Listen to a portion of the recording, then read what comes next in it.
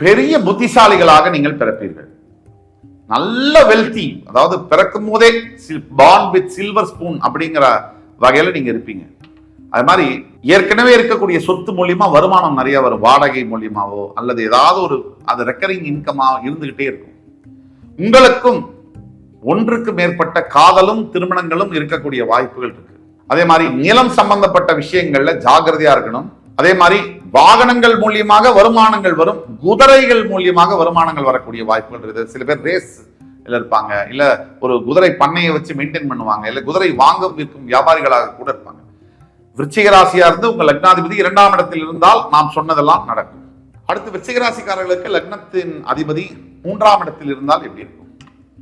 லக்னத்தின் அதிபதி 3ல் இருந்தால் மிகப்பெரிய தைரியம், அசால்ட்டா வரும். அதாவது எதையும் குருட்டு தைரியம், எதை பார்த்தாலும் பயமே இல்லை. பயம்னா எத்தனை கிலோ அப்படிங்கிற அளவுக்கு வெரி பிரேவ் பர்சனா இருப்பாங்க. ரொம்ப ரிலீஜியஸா இருக்கக்கூடியது, அதாவது கடவுள் பக்தி அதீதமா இருக்கக்கூடியது. லக்னாதிபதி 3ல் இருந்தால் விருச்சிக ராசிக்கு, எந்த லக்னாதிபதியாக இருந்தாலும் 3ல் இருந்தால் அந்த லக்னாதிபதி என்னன்னா உங்களுக்கு அந்த தைரியத்தை கொடுப்பார். அதே மாதிரி அசால்ட்டா எதையும் சமாளிக்கக்கூடிய திறமை. எந்த பிரச்சனை வந்தானே அங்க நிப்பீங்க, ஓட மாட்டீங்க. அனைவராலும் மதிக்கப்படக்கூடிய மிக கூர்ந்த புத்தியை உடையவர்களாக, ஷார்ப் பிரெயின் அப்படின்னு சொல்லுவாங்க, அது இருக்கும். மனைவிக்கும் உங்களுக்கும் சில கணவனுக்கு மனைவி உறவுல சில சச்சரவுகள் இருக்கும். ஆனால் எல்லாத்தையும் தாண்டி ஜெயிப்பீங்க.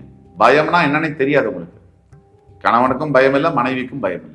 அதே மாதிரி கூட பிறந்த சகோதர சகோதரிகளாலும் உறவினர்களாலும் மிகப்பெரிய நன்மைகளும் உதவிகளும் உங்களுக்கு கிடைக்க பாக்கியம் உண்டு.